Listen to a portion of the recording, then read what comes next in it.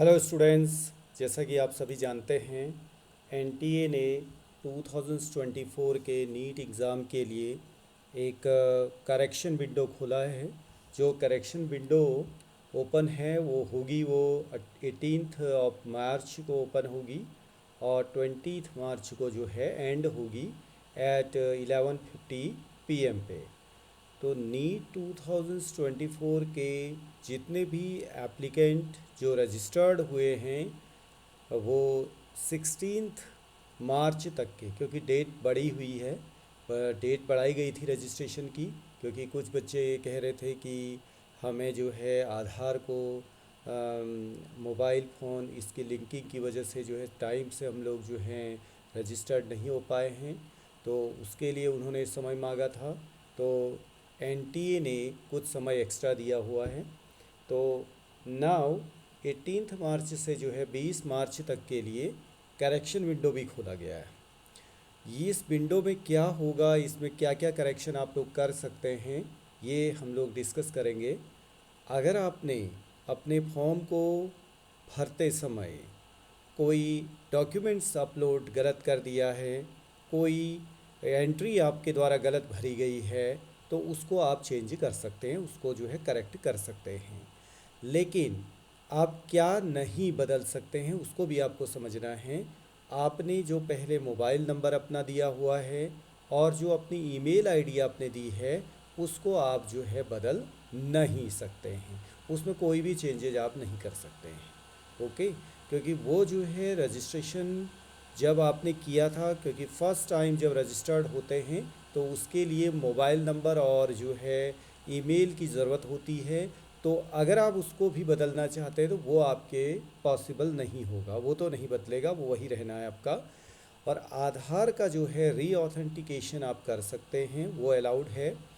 तो बच्चों आपको ध्यान रखना है कि कोई भी आप लोगों से गलती हुई है, चाहे आपने अपनी फ़ोटो जो पासपोर्ट साइज़ की रिक्वायर्ड साइज़ की जो फ़ोटो है, आपको लगता है कि बैकग्राउंड जैसा होना चाहिए वो नहीं है, और पोस्ट कार्ड साइज़ का फ़ोटो जो है जैसा होना चाहिए उस तरह का नहीं है, या आपके फिंगरप्रिंट्स गलत हो गए हैं, या आपके सिग्नेचर गलत हो गए हैं, या कोई 12th की मार्कशीट सर्टिफिकेट जो अगर उसमें अपलोड करना वो कुछ गलत हो गया है, कोई भी इस तरह की चीज़ें जो गलत हुई है आपको लगता है, तो आप उस क्योंकि सर्टिफिकेट तो ऐसा अपलोड करना नहीं था, लेकिन उसके अलावा जो भी आप लोगों ने इसमें किया हुआ है, अगर वो कहीं पर भी आपको लगता है कि मुझसे गलती हुई है और तो उसको आप जो है अपडेट कर सकते हैं, लेकिन उसकी टाइम लिमिट को आपको ध्यान में रखना है।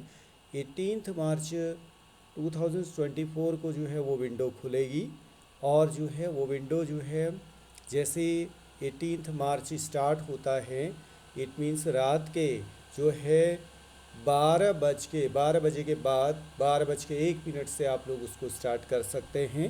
और 20 मार्च को लेकिन आपको ध्यान रखना है कि 11:50 पीएम, यानी कि रात के 11:50 तक आप जो है उसमें जो भी रिक्वायर्ड करेक्शन आपको करने हैं उसको पूर्ण कर लेना है। उस डेट के बाद आप कोई भी अपने डॉक्यूमेंट्स को इधर उधर चेंज नहीं कर सकते हैं। और अगर आपके कहीं भी गलत कुछ होता है, कुछ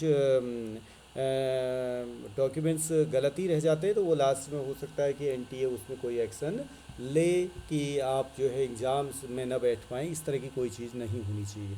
और आपको ये भी देखना है कि अगर कोई करेक्शन आप करते हैं तो उसके लिए कहीं पर एडिशनल फ़ी की अगर रिक्वायरमेंट है, वो मांग लेगा आपसे एडिशनल फ़ीस। वो जब ऑनलाइन आप कर रहे होंगे तो वहीं पे आपको पता चल जाएगा। उसके लिए आपको एडिशनल फ़ीस अगर देनी है कोई करेक्शन के लिए, लिखा हुआ है इसमें, क्लियर लिखा हुआ देखिए, any additional fees required for correction must be paid by the candidate concerned using credit debit card net banking और यूपीआई। इसके द्वारा आपको जो है फ़ी पे करनी पड़ेगी अगर जहाँ पे करेक्शन के लिए वो मांगता है। तो ये केवल वन टाइम फैसिलिटी दी गई है, इसके बाद किसी भी जो है कंडीशन पे वो फर्दर एनटीए कोई भी आपकी मदद नहीं कर सकता, इसलिए आपको ध्यान देना है। क्योंकि ये जो पब्लिक नोटिस निकला हुआ है ये 13 मार्च 2024 का निकला हुआ है।